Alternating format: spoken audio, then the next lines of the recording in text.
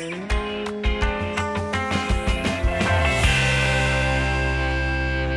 I'm Barney. I'm Dan. And this is a bit Spursy. If you are listening or watching for the first time, hello and welcome. If you're back, it's so good to have you. Yeah. So good. Really good to have you. Today we're going to be talking about the Liverpool game. Pretty controversial, apparently. Yeah, a lot of complaints, Yep. a lot of VAR calls that are maybe questionable or maybe not. Yeah. And I'm going to talk about my idea for a new name for the stadium. Oh, great. Yeah. What do you think of this? Bean Stadium. Beans. Yeah, Bean Stadium, like baked beans. Like you baked know, beans. that's an English thing, but just beans. Well, Mr. Bean Mr. Stadium. Bean Stadium. Because I was thinking initially, it's like, is this like Heinz or something like sponsoring baked beans, or is it just a company that comes out called Beans? Look, which makes beans, which I don't love. mind. I don't really mind. If it's Heinz, I would say let's not go with Heinz Stadium. Let's go with Bean Stadium. Bean Stadium. But if there's a company out there called Bean, I love Bean. Sure, yeah. What does Bean do? We don't know. don't know. They're just called a Bean Stadium. They've got a shareholder stake in Mr. Bean. Yeah. And Heinz as well. Yeah. Anything bean related. The giant, is it the giant bean or it's just the bean in Chicago? That giant metal sculpture? Yeah. Just a huge bean. Could you imagine that though? I'm sat here with Peter Drury, and here we are at Bean Stadium. We're just chomping down on our Heinz baked beans whilst watching Mr. Bean before kickoff. What? But that's who else? Like at the Etihad, they're not like, and we've just arrived from a flight on an Etihad airplane. We're broadcasting live from the air. Yeah. But it's some immersive advertising because we see now like the. I wonder if our ad boards have gotten slightly higher. They seemed a little bit bigger to me on the last broadcast. Not quite as high as the ridiculous double story Etihad ones, but there's also another club. It was like a surprising club, like a Sheffield or something. It's like that have gone the double story ad boards. Oh. But I noticed on our ground, this is the first time I'd seen it, on the side of the pitch, there was like a giant Coca-Cola. Yeah, right. Like stamp. Yeah. And then a few other logos too, but we couldn't quite see them on the coverage. But I'm like, it's just everywhere. Everywhere, yeah. Well, like in the AFL, you know how the ground has advertisement on it. Like there'll be Toyota or whatever. And I've always thought Premier League doesn't do that. And that's a good thing. But I love Coca-Cola. Yeah. So it's like if you're on board with a brand, it's like you're fine with it. Yeah, totally. Like if Coca-Cola is like across the whole like center circle and everything like that, you're like, yeah, all right, this sweet. rules. Yeah. But if you hate it, you're like, nah, it's just disgusting. Yeah. Capitalism. Capitalism. Yuck. Pepsi. Cola wars are still going on in my mind. Well, the eternal wars. Eternal wars. Sorry, are you a Pepsi or a Coke? Coke, 100%. Coke? Yeah. Mm-hmm. You like Pepsi better? I think I'm Pepsi. Really? I think so. Every time you always have Coke though. I never see you drink a Pepsi. I don't know why. I buy Coke, but I prefer Pepsi. What is that? It's weird. I'm a complex guy. Yeah. I'm layered. On my dating profile, I'm real layered. I'm real layered. Yeah. Oh, so why? Well, when I go to the shop, I get Coke, not Pepsi. But I prefer Pepsi. Yeah. Wow, he's so interesting. Wow, he's really complex. Well, Who's a complex character? Mr. Bean. Mr. Bean, yeah, he's a real bean. You can't see what's coming next. Yeah. But yeah, that's advertising. I wonder if we'll get a stadium name soon. I'm not that outraged about it, but I feel like it's a discussion that keeps coming up every few months. And Yeah. And there's always a few brands that get floated. Yeah. That, like you said, maybe people don't like them or whatever, that people flip out about. But then there's other brands where it's like, Nike Stadium? Yeah, cool. That'd be so cool. They're going to do like a cool new ad at the stadium. Yeah. Like, with all our players. That's sick. That's so cool. But then if it's like, what's a lame? Well, I've seen not some lame ones, but some people online are just like, oh, I hope Elon Musk buys the club. Call it the Tesla Stadium. Oh. And you're like, what? Why? Are they bots? Are they bots on X? Yeah, I hope their like usernames are like Teddy 3489588721. You're like, okay. Teddy, I am a real human being. 546. Yeah. How cool is Elon Musk? Yeah. Wouldn't it be great if Elon Musk bought the stadium? Wouldn't that be awesome for a cheap price as well? Wouldn't surprise me. No, would not surprise me either. I hope we never get bought by Elon Musk. Yeah, that would be horrendous. Yep. But I've seen like people float Uber Stadium and people are like, Uber? Yeah. For a stadium name? It's like, yeah, it's all just companies. It's all the same thing. Yeah, like barely any cool companies are going to really have the money to buy it. Like we said, maybe someone like Nike or something like that, but like companies that we usually associate with something we would be happy with. Like there's very few that are that huge billion-dollar enterprises. Yeah, Carlton Draft. That would be such a shock, and I would be all for it. I would love that. The Carlton Draft, Yeah, Tottenham Stadium. Well, I've already got Ange. Yeah. So Carlton Draft. Play the soccer in the stadium. Yeah. That's like, I don't know if, I was going to say, I don't know if anyone else gets this around the world. They clearly don't. But like before our Premier League games here, we've got TAB's, which is a betting company, sponsor a lot of like little 30-second adverts. And there's one doing the rounds now, which is like, what's our national sport? And it's just people in like a takeaway shop arguing about it. Yeah. The thing that shits me about the ad is that like people are just like, footy? Oh, what'd you say? Football? No, rugby's cool. And then it cuts to someone running and they're like, well, soccer is our most participated sport. And then a whistle goes and they all fall over. Yeah. And it's like the only sport in the whole clip. They cut to like basketball, cricket, all these other things. They don't like take the piss out of any sport, but they still, for soccer, they still have this like big diving thing. Yeah. Yeah. And I'm just like, how is this the ad being shown before Premier League games? Yeah, when they could have like rugby people scrounging around for coins on the ground because the whole sport's dying. Yeah. Like, or like AFL, someone king hitting someone in a pub. Like, Yeah. I mean, they are, I'm going to get on it. No, I'm not going to get on a rant about sports bet. But lowest common denominator jokes to sell. What I love about them now in Australia, this might be so boring for our international listeners or watchers, is that they'll have the ad and then it will be like, what could you be buying instead? Yeah. Yeah, I've seen those. Yeah. It's like a lot of the betting companies, it's weird now they've got to put all these disclaimers in. Yeah. But soon, because like I think in like 2 seasons, you're not allowed to have any betting companies on front of your kits. Sweet. So I wonder if that will then end up trickling down to like broadcasts and stuff. You're not allowed to have. I hope so. That'd be great. Yeah. Anyway, Liverpool, we played them. We did play Liverpool. Yes, we did. And I was up for it because I don't have a young child. Yeah. And what a time it was. Wow. Well, but the game actually came on an hour earlier because it was daylight saving. So I was like, oh my goodness, this is great. It was a little gift. But it was a good game. Yeah. See, I watched it on delay. Yeah. And I guess we'll get into that a bit later. I found out a few things about the game. But what was it like watching this live? How are you feeling going into the game? I was feeling very open to the result because we've had such a poor run of results against Liverpool, so that I was kind of like, if we lose, we've been doing that for years. If we win, which we might, given Ange, then that's fantastic. Yeah. And I had a similar feeling watching it live that I did watching us play Chelsea under Poch when we beat them 5-3. Where it was like, oh my God, it's happening. I think this might be happening. I think we're actually going to win.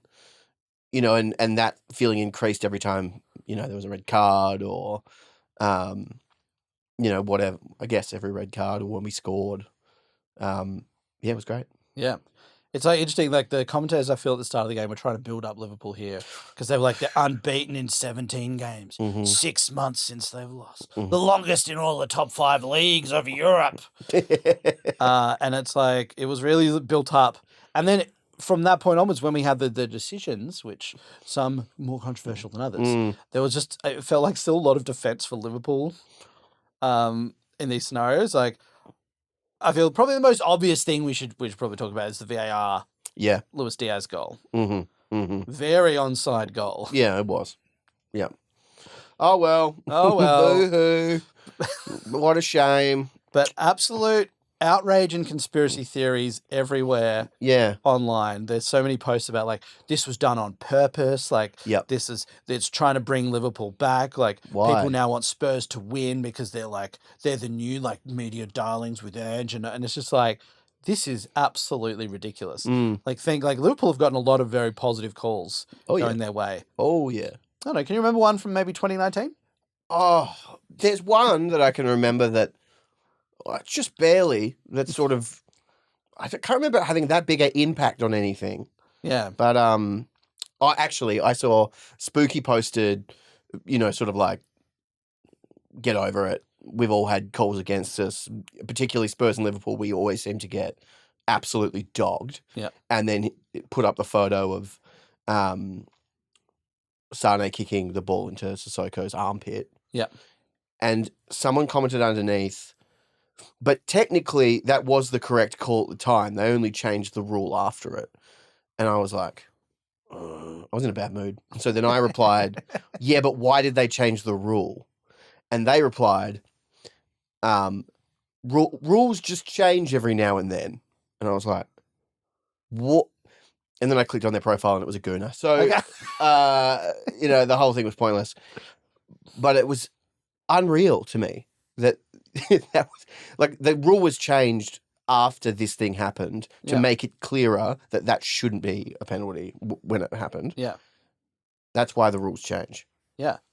Well, and it's just like you see these scenarios where, and look, we all do it to an extent. Whereas, like, if our club is wronged, we go into battle and like, this is the worst thing ever. This uproar. But I feel just like the kind of reaction to this from Liverpool fans and the club and everything like that, it's like it is going a little bit overboard. Like, I do agree that for VAR, it's like we should just be having like the semi-assisted or semi-automatic VAR offsides, which they had at the World Cup and things like that, where it's all just cameras that just like boop, boop, boop, boop, shoot some lasers out, and then all right, offside, onside, very very quickly. I'm all up for that. Yeah. And I'm all up for like Liverpool going like, hey, why was this call made? What happened? What were the procedures around it? Because it is quite bizarre of how onside he is. But I think just all the other rhetoric around this of like how hard done by Liverpool are, and as if like the game should be replayed and all this, and it's like, why would that be the case? Like, what makes you think like this happened? 30 minutes into the game, they already had a red card at that stage. It's as if it's like we were robbed of points from this scenario. Yeah, it's like there was still a lot of football to be played by that time. Yeah, so huge error, but it doesn't even necessarily change the result. Yeah, I wonder with what you said, because I've seen some of that as well, the kind of conspiracies around it being on purpose, and like this must be a very new conspiracy that the league or whoever this overlord or overlords are that are controlling results have decided, actually, we're going to stop screwing Tottenham over and we're going to give them a run. Like, or they've been doing it and they're so bad at it that we are, the results previously have happened how they've happened due to various decisions or whatever. Like, it's always funny when there's a conspiracy because you're like, to what end though? Yeah. Like, what's the purpose? Because Liverpool are a massive club that draw in huge amounts of revenue. They're very popular around the world.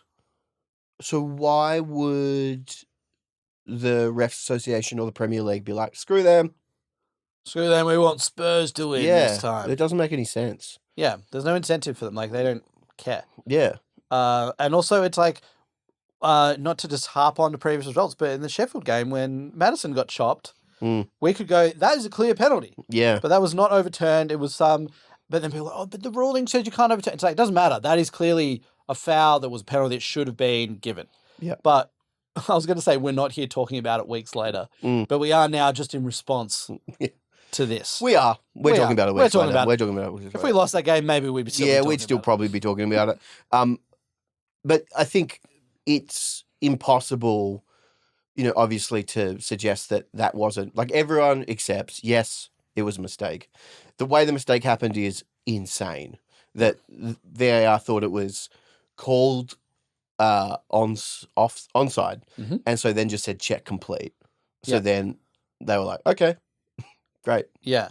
I can't work out, is that the procedure always? And if so, why is that the procedure? Well, it seems like the procedure has changed a little bit from the last time I remember seeing that even if something was given onside, they'd still do the lines, and then it comes up and says onside on the screen. Yeah. Whereas this, like, we didn't even see the lines on the broadcast or in the stadium. Yeah. It just came up and then sort of disappeared. But yeah, as you said, it's like the VAR thought the goal had been given. Check was then completed. And then that was it. Yeah. So human error. Yep. But humans are always going to make errors, which I think is what Ange said after the game.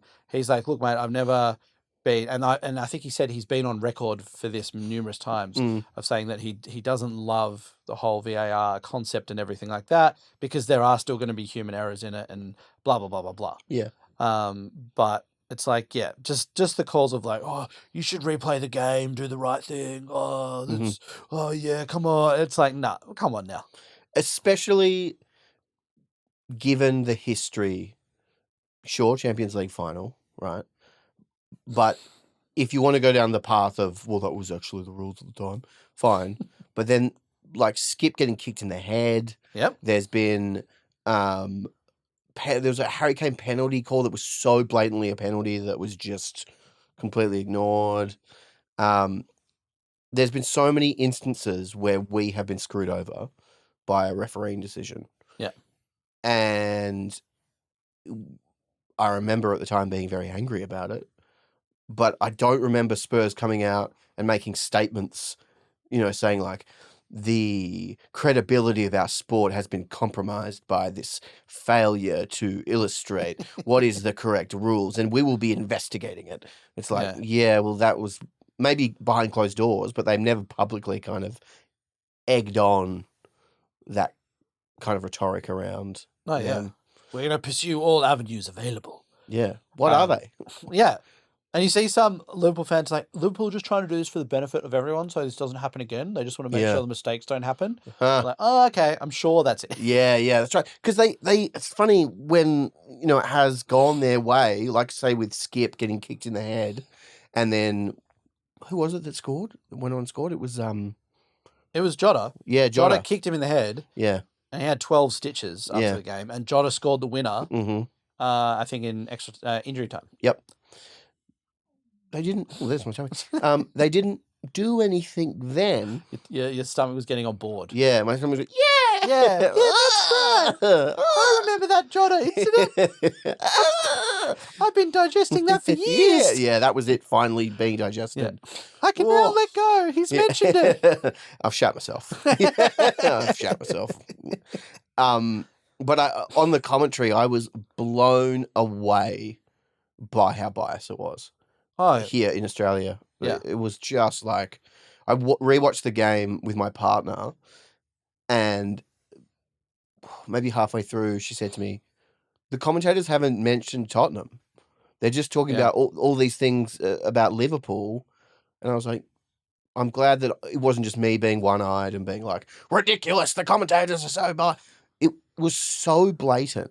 Yeah. Like, it was anything that they did, they were heroes. Yeah. Overcoming the odds. Anything we did was just kind of like, Yeah, and I feel like we still have, there's just that tinge of like negativity about us not winning things from commentators, that they're always kind of just getting digs in as if we're like a weak, fragile team and all this sort of stuff. Like, that's it really does come in. And so when we got to the red card from Curtis Jones, which Liverpool are also appealing as well, the commentators were just like, oh, a bit unlucky there. He's a bit unlucky with that one. And then even, I think at halftime, like, Stephen Manaman was like, oh, yeah, he's just come over. He's caught the ball, and then it's rolled over. Yeah. And then I think Jermaine Defoe, who was also on the one of the pundits, was like, yeah, oh, look, it's maybe a bit harsh or maybe a bit rough or a bit unlucky, whatever. But, like, there's so many different takes on this incident too. So you have certain people going like, I've got no problem with it being a red, but my problem with it is that when the ref was called over to look at it, he was shown a freeze frame where you should show it to him in full speed first, then slow-mo, and then freeze frame. And I'm like, it's still the same end result. Yeah. Like, we don't really care about the start when you see the fact that his foot is in a position to snap Basuma's leg in half. Yeah, exactly. And I think his intention, say, is to win the ball, and it grazes over the top of the ball. Sure. But there are other ways that he could have tried to win the ball. Yeah. And at that moment, he decided to go and sort of, whatever he was trying to do, and he's missed, it's rolled over, and with significant force, he's attempted to break Basuma's leg off. Yeah. Or attempt to, rather. He didn't. Yeah. But, like, it's reckless, and then there's, like, serious risk of harm. Like, it's a red card. Oh, like, I was always taught growing up as a player, you never go in studs up. Yeah. At all. Yeah. Like, so even if the ball's there and you're going into the ground, you don't go studs up to try and tackle it with 1 foot raised off the ground. Like, you just can't do that because there is the risk that you might touch the ball, but the force is going to go straight through, and then it's a very, very dangerous tackle. Yeah. So I just do not understand the uproar about this. Especially, this is Liverpool's, in this game, were the 3rd and 4th red cards of the season. And then it's still like there's this narrative of like they're just like a hardworking team, they're pressure, and it's just that. And it's like, well, they're getting some red cards now, and they are, quite aggressive in that. And like, if they play everything, like play the balls fairly, all that, fine. But you're taking a risk if you're going into a tackle, put foot up, studs up, trying to like stamp on the ball effectively to win it. Yeah. That like, if something changes, there is a leg behind that. And you can't live by this rule of just like, well, I touch the ball first. Like, that's not a rule. Yeah. It's not like you touch the ball first and then you stab someone in the head. Like, it's like, imagine if I was like, Dan, let's play Russian roulette. All right, here we go. Bang, and then I died. Yeah. And then somehow my spectral form was like, but I only put 1 bullet in there and there was 8 blanks. And be like, yeah, but what? Don't take the risk. Don't play Russian roulette. I was never going to play with you, you idiot.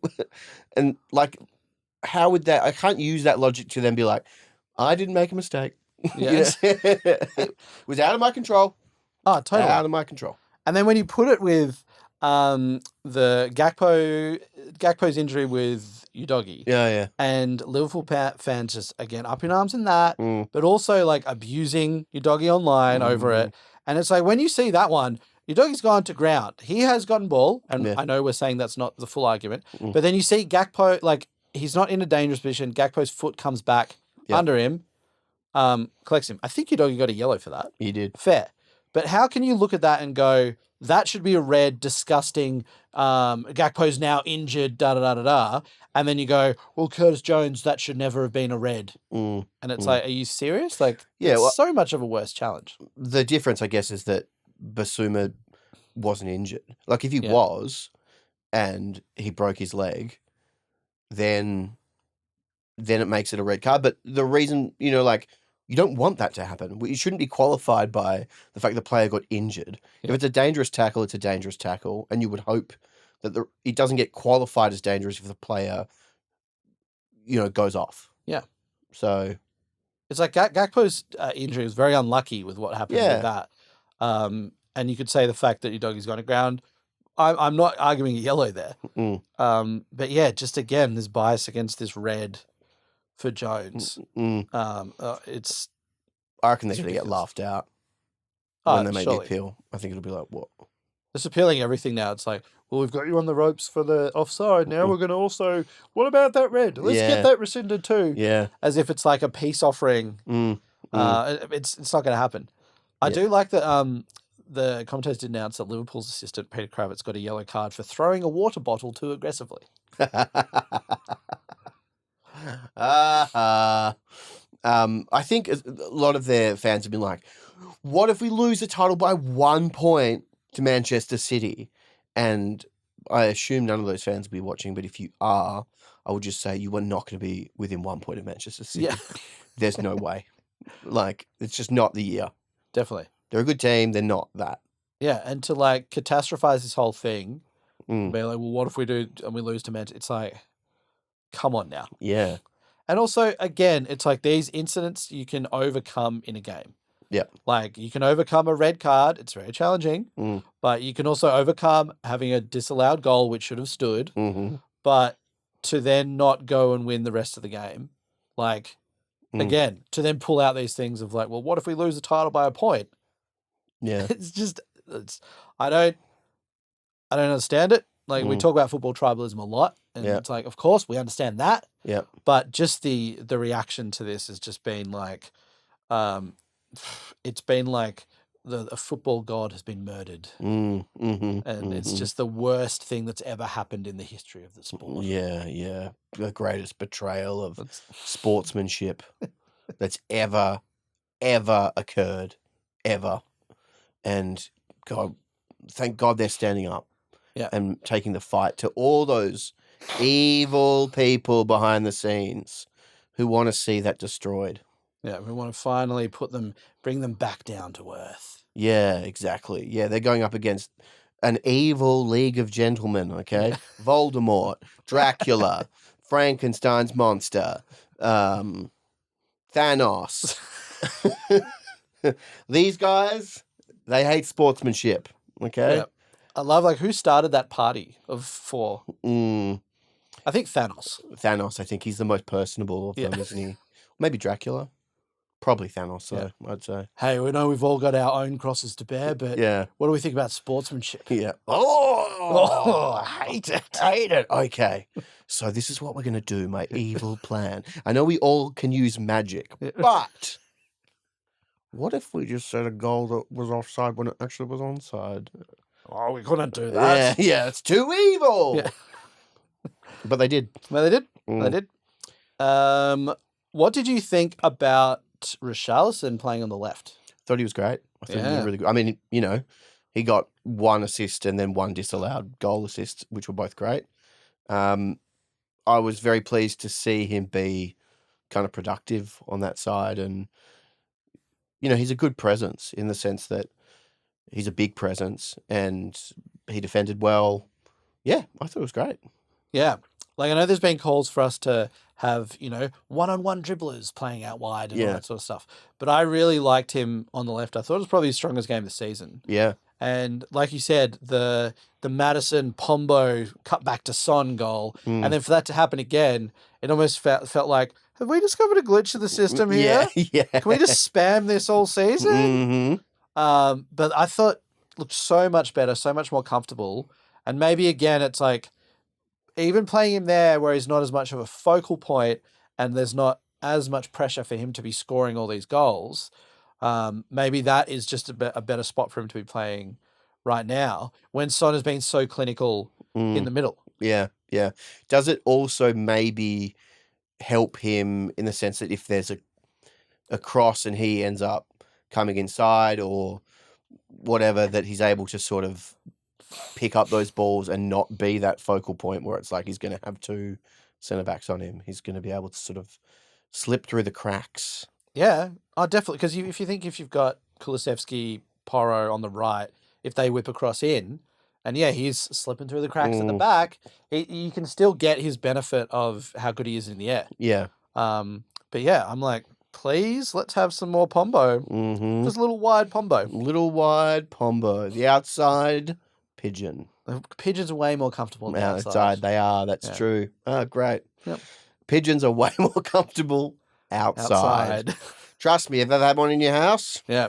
Tried to bring one in. Yeah. Was not a fan. Yeah, maybe that's what happened. That's why he moved out. Ange came home and he was like, There's a pigeon in here. And then he was like, wait a minute.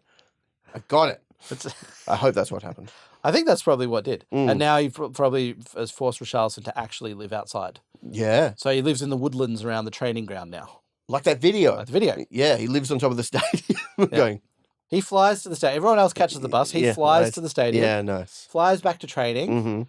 I do kind of picture that, like, maybe that one day Son is just like, after training, he's like, I wonder where Richarlison goes. And he just follows him through, and it's like a Rufio Lost Boys scenario with Richarlison just like king of the woods. I had in my head a very different version where an old man comes out and goes, go on, get in your cage. And then he puts him in like a racing pigeon cage.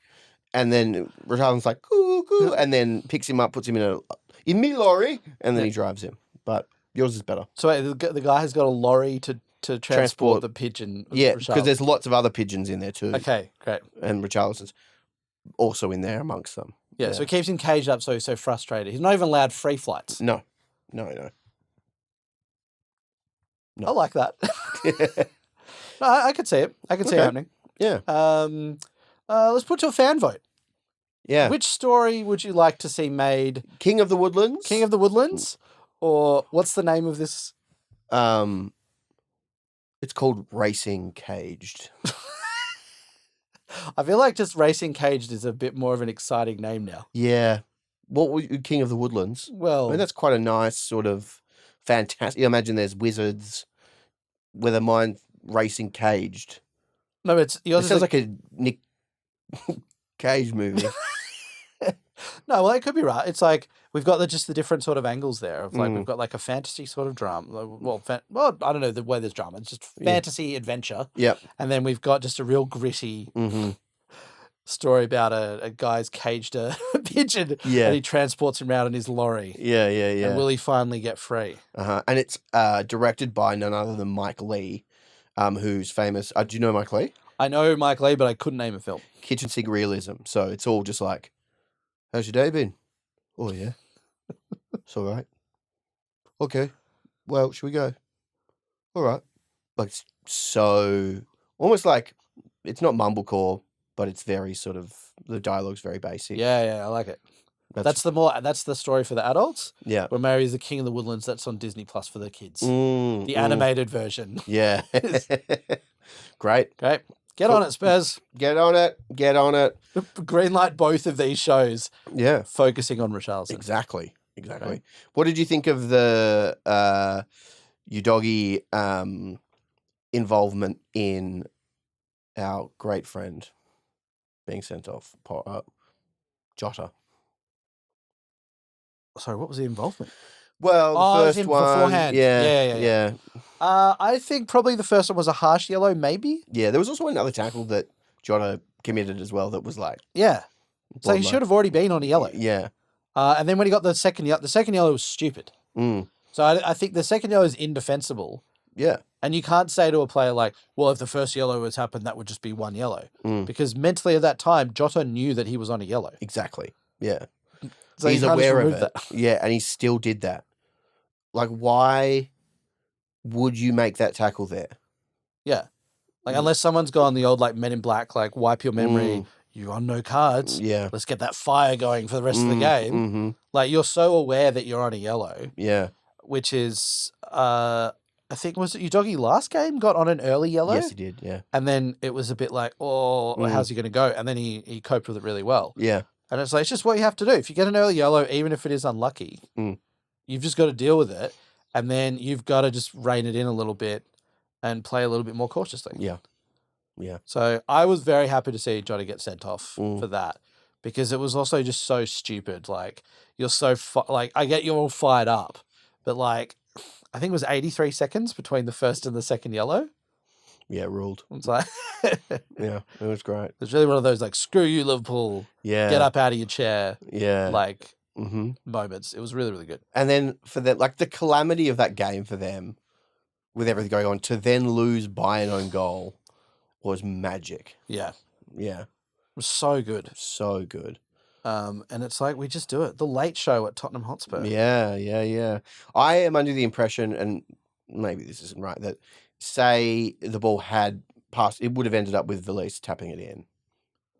Yeah, I can't actually remember seeing that, but like, yeah, if that was the case, it would have been lovely for Valise to score, wouldn't it? Really nice. Really nice. Would have been really gorgeous. Heartwarming story. Yeah, that would have been great. Commission that one, Tottenham Hotspur. Look, we've got all these ideas. Yeah, we've got all these film ideas. So it's like they look fine. Just to stop you writing to us, we'll give you the budget for a 2-minute short. Yeah. We're like, all right, we got another film. All right. Valise scores on debut. Yeah. And you're like, well, is it really? Why? Why? Yeah. But he doesn't actually score its own goal. Yeah. But I feel like they're open now to doing things because, like, pre-game, we had the, which I hadn't seen before, the trumpeter. Yeah. To play and us all sing along for "Oh, when the Spurs go marching in." Yes, indeed, they did. Bring a bit of old world sophistication. Yeah.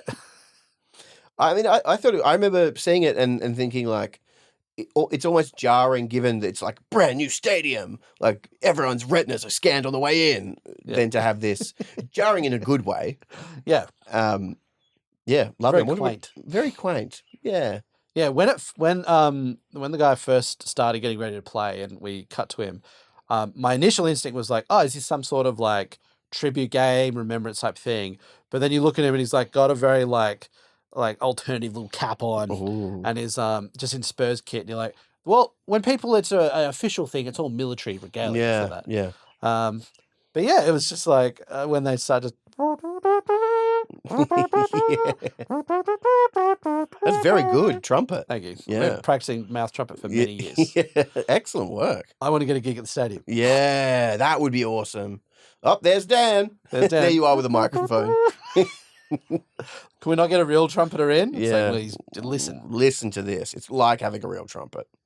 But I wonder if that's a new thing. Maybe someone who goes to the stadium regularly can tell us if that is the first that they've seen of it. Yeah. But is that just like we're all on the vibe train now? So we're like, at the club, they're like, right, what other cool ideas? Let's just do some cool stuff at the stadium. Let's really amp it up now. Yeah, I love that. That they're like, vibes are good. Bring in the instruments. Yeah. I've got a cousin who's a trumpeter. Yeah. He plays in a ska band. Great. Right. Get him in. What else, guys? So we've got the trumpeter. We've got music. Arts and crafts, maybe. Everyone could be making cards. Everyone makes their own tifo. Yeah. Very confusing. Very tiny little ones. Little tifos. Yeah. I mean, let's see. What else are they going to do? Everyone can play a board game. A classic board game. A 60,000 person Dungeons and Dragons. Yeah. Wow. Everyone's going to make their character. Yeah. Everyone have to get there like a week early. Yeah. Right, we're not starting till everyone in the stadium has made their character. Yeah. I'm a wood elf. Yeah. Get out. Something else I noticed was that it never occurred to me what happens when the teams come out, they line up, they're wearing little tracksuits. Yes. They take off their tops. True. And they obviously go somewhere. And I think what used to happen is we would cut away, and then during that time, when we see the formations and everything, the tops magically disappear. Yes. But I realized there's a guy who just goes around with a bag, just collects all the tracksuit tops from people. Sick. Dream job. Yeah, I'd love that job. I imagine that he would somehow, like if we could speak to the guy, he'd be like, well, it ain't that easy, man. Yeah. There's like all these other things he has to do. I hear it all the time. Yeah. Just go around with a bag and grab the tracksuits. Oh, if only that was the gig I had. I've been training for 25 years to do this. I had to usurp the guy above me. Yeah. Kill him in his sleep. The vicious underworld for like kitmen. Kitmen, yeah. Especially bagman. But yeah.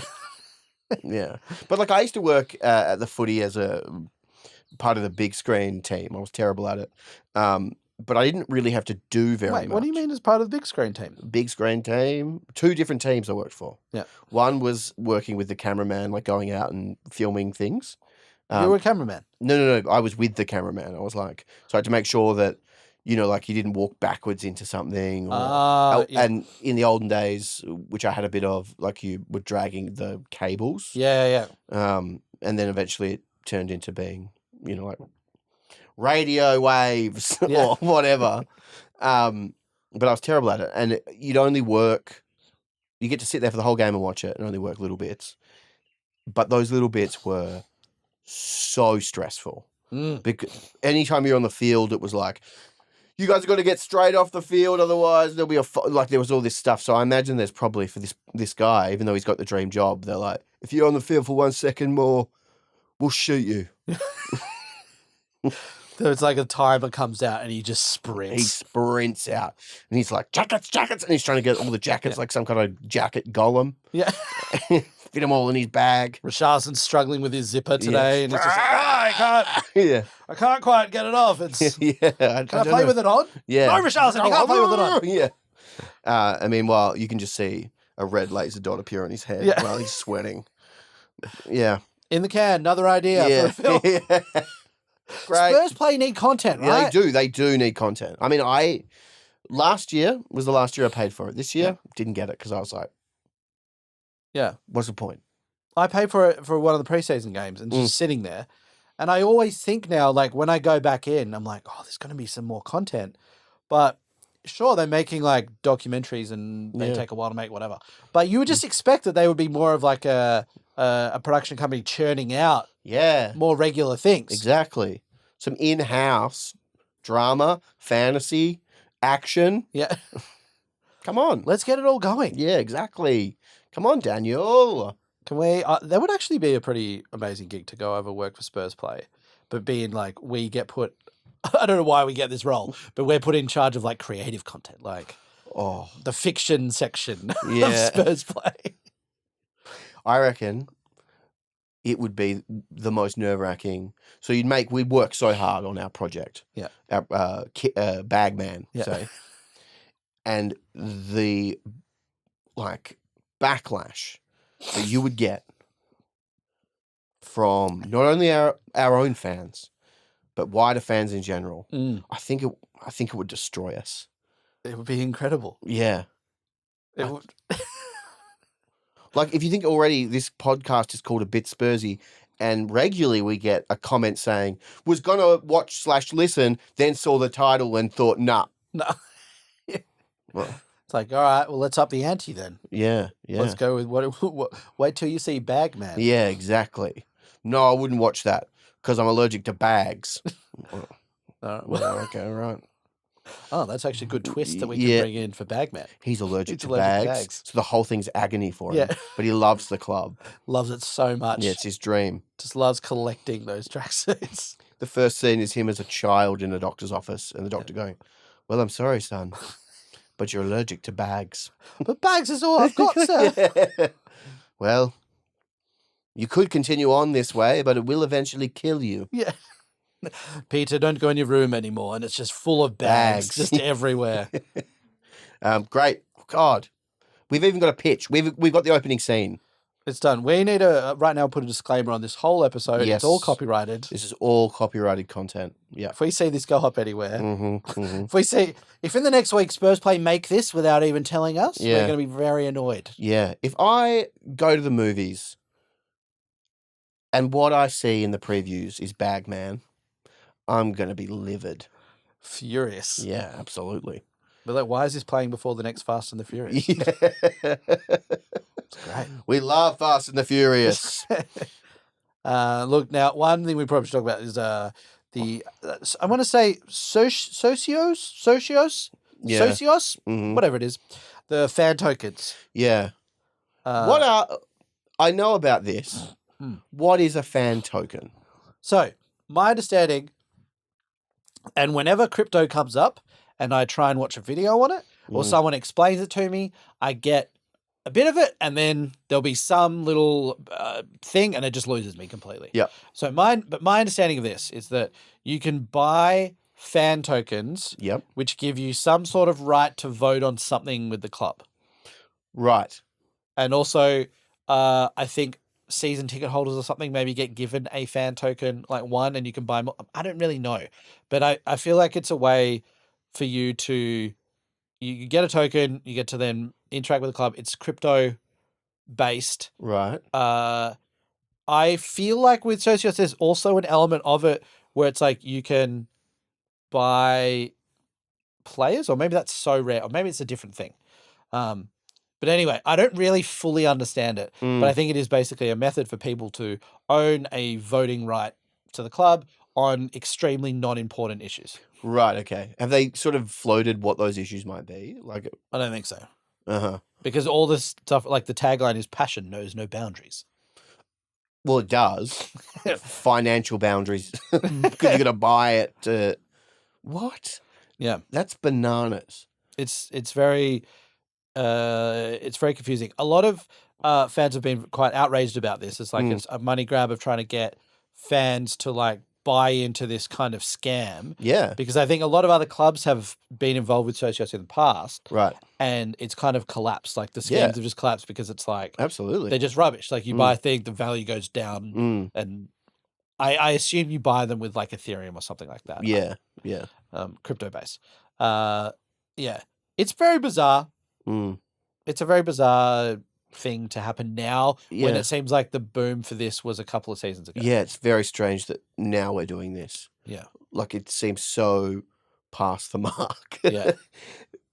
But I just don't understand, like, what kind of decision... Like, I don't want anyone that's buying fan tokens making any decisions about the club. No. Right? So, and they're going to be, you know, like...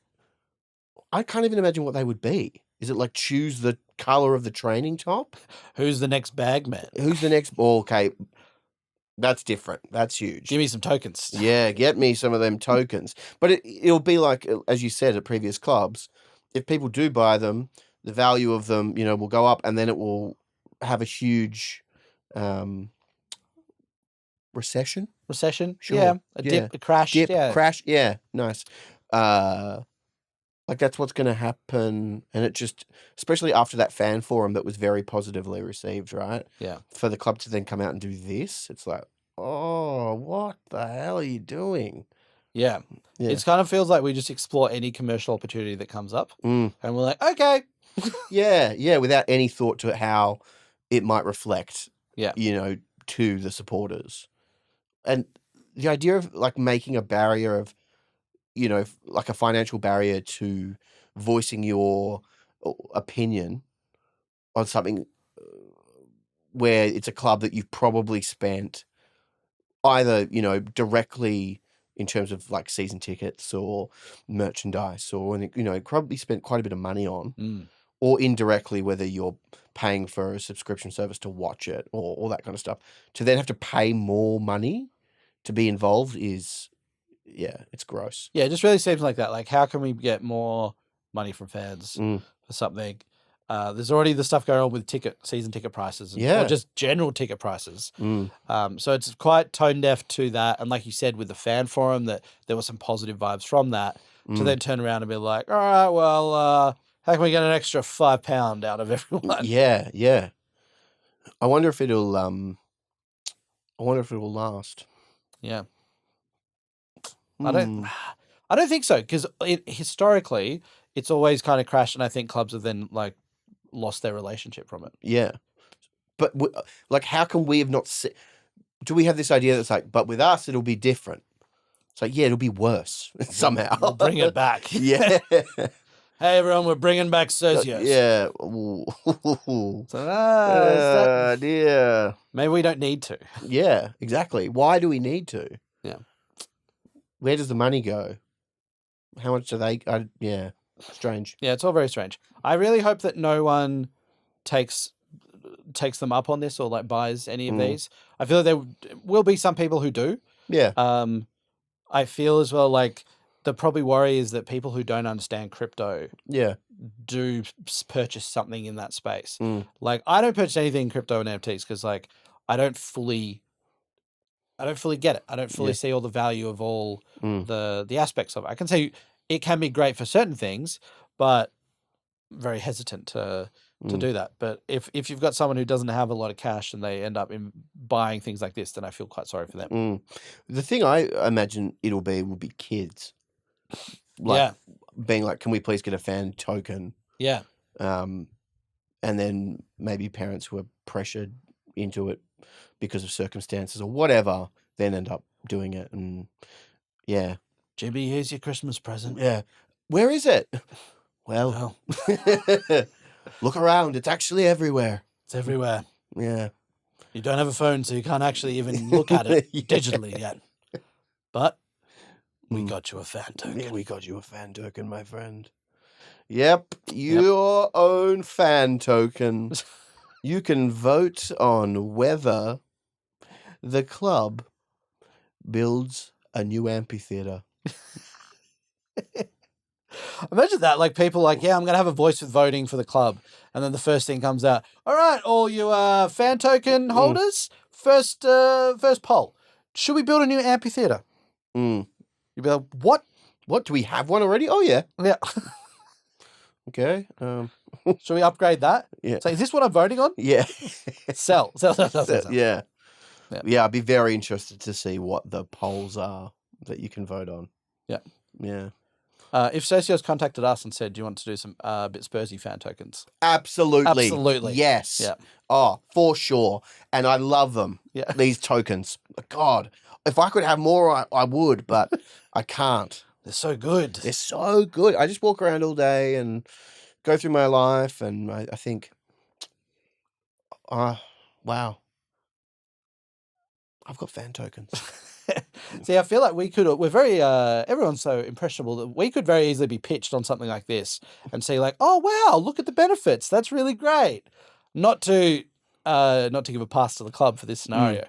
The way I imagine the way it's pitched, it's like using digital democracy to, it's similar to, giving the fans a voice while also making that cash. Yeah. Like that would be. Yeah. Yeah. Do you want to hear from the fans, but also make some money from it? Yeah. Isn't that the best of both worlds? Yeah. It sounds like a trap. Okay. God, it sounds too good to be true. Yeah, if I got $1 for every email. Yeah. Now you can. Now you can with fan tokens. Yeah. Anyway, so we should launch some. Yep. That would be great. You could vote on all kinds of things as part of the ABS fan experience. You could. What top should we wear? What color top should we wear? Exactly. Next episode? God, that feels so gross. Like being the people in it, being like, it's up to the people. Yeah. And I charge the money for the privilege. It's almost like you want to charge the money and then you're finding excuses to try and make that valuable for them. Yeah. Rather than going like, here's this actual valuable thing, and to make it viable, we need to charge money for it to happen. Yeah. Yeah, it's just like, I need money. But how? Yeah. Let's do this. Okay, then what do we give people? Yeah. Let's think on that. Yeah. What could we give them that doesn't exist? Yeah. And doesn't actually mean anything. Yeah. Actually, it's like ultimate capitalism. Yeah. It is. It's, which is why, like, I feel like my stance in it is like, I'm not outraged about it, but I think that's just because I don't know enough about it. But now even us talking about it, I'm like, yeah. Did we have to do this? Yeah. Did we have to? Yeah, I hate it. I think it's awful. Yeah. But not for the club. It's awful. For us, it's a great idea. For us, it's great. Yeah. Fantastic idea. We're actioning it as we speak. Yeah, you know that story? It's like I don't know if it's in the Bible or it's like a thing, Jesus walks with me and then there's only one set of footsteps. In my version now, there's only one set of steps, and then none. Why? Because I'm floating on my fan token. Mwah. There we go. Perfect pitch done. Perfect pitch done. Should we finish up with some questions? Yes, that sounds great. THFC Tex asks, who is a better manager, Polo Ange or Suit Ange? Wow. So we've had Polo. So I think we've had the last two games, Liverpool, Arsenal have been Suit Ange. Yeah. Before that, Polo Ange. Polo. Yeah. Because I got quite frustrated in the Liverpool game that we weren't like beating them by 10 goals once they had two players off. And I can understand why. So I'm going to say Polo Ange. Yeah. What are you going to say? I think Polo Ange is still my favourite at the moment. Suit Ange still has a few things to prove. Polo Ange has nothing to prove. No, he doesn't. No. Also, he wore a polo for the Man U game, right? Yeah. I think every game beforehand's been polo, right? And then Arsenal, it's derby. Okay, I'll wear a suit. Next game, Liverpool. He's gone. What's a big game? I'll wear a suit. But United, he was like, meh, whatever. Polo, who cares? Especially when you see Klopp, who's dressed in like a fan hoodie. Ugh, yeah. And all that. It's like, you know what? Look, if Ange gets out of bed in the morning and he's like, you know what? Now I want to take myself more seriously so other people do. Now I'm going to wear this suit. This is like my armor that I put on. Wow. Yeah. If he's got that feeling behind it, then I'm on board with it. Yeah. Or he could be nude.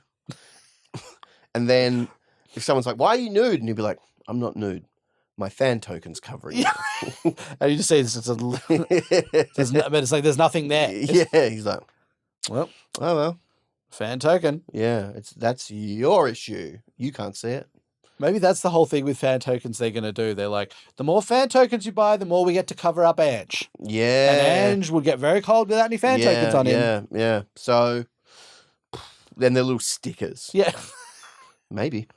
Someone's just down there like putting these stickers around his groin of like, Ange, we only sold 50 of these. It's going to be embarrassing for you today. Damn. Oh, well. I reckon he'd be... Imagine that, him standing there. Imagine him standing there nude. So yeah, I'm going to go polo. Polo. Sounds like you want to go nude. I haven't seen that. I don't know how nude Ange manages. That's true. So I can't really comment. When I see it, I can comment. Yeah. That'd be the real unhinged part of Ange's tenure. Yeah. His style is like, so do you want polo or suit? Nah, mate. Nah, mate. I'm ready. I'm ready. Are you sure? Yeah.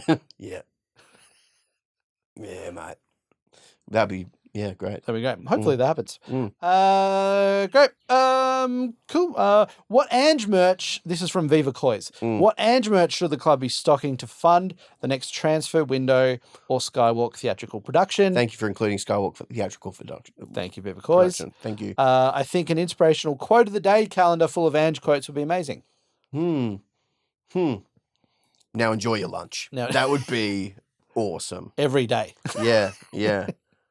I would say, and copyright, I'd buy a mug that had, now go enjoy your lunch. Yeah. On it. Yeah. And what Ange face do we get on that? Yeah, that one. Yeah. That's very Ange. That's a good Ange. Yeah, is it? Yeah. I'm down with that. Great. Yeah. Cool. It hurt my teeth a little bit. What do you think we need? I love this. What do you think we need? Yeah. What's the thing we really need? I do love the mug idea is excellent. If I was to go an Ange, or a plate as well with it written. Now you've enjoyed your lunch. Yeah. After you've eaten it. Yeah. Yeah. You get the set. Yeah. That's great. I love the club just gets carried away and everything is just now enjoy your lunch. Full kitchens that you can go and purchase. Yeah. Open up the cabinets. Yeah. Just Ange's face there with like an audio just now jingle enjoy playing. Your lunch. I was imagining like magnets on the thing saying now enjoy your lunch. And then it's like, and when you're done with your lunch, you put up and then it's now you've enjoyed your lunch. Yeah. How can we get people who've already bought the future state one to buy again? Yeah. It's like, well, give them one that they can reference lunch in the past. Exactly. God, we've had some good ideas on this podcast. Yeah. These brains are working. We're feeling very creative today. Yeah. Wow. So, well, I feel like we're making money. We're making fan tokens anyway. We're making fan tokens. Yeah. Yep. That's that's what we need. We need some. Yeah. Look, I don't think I can better that idea of just full on cutlery set. Yeah, yeah. Now enjoy lunch. What are some other quotes that he said? I'm trying to think that would fit. He says like a lot of mate, like no mate, but like a lot of his things are very, very encouraging. Like I do like the idea of a quote of the day, sort of little thing that you just rip off, like Viva COYS says. That's really cool. Yeah. I think, just something where you can see Ange every day.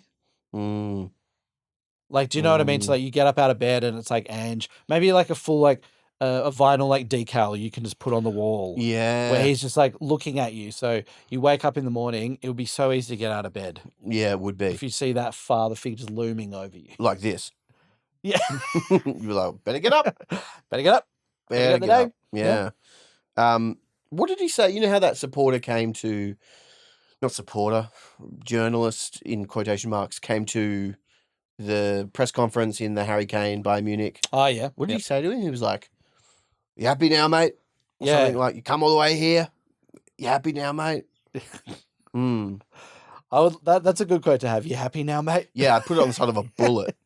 Yeah. Also, all my suggestions have been very violent. Yeah, it's getting out some frustration today. Yeah. Yeah, put it on the side of a bullet or a knife. Or a bomb. Yeah.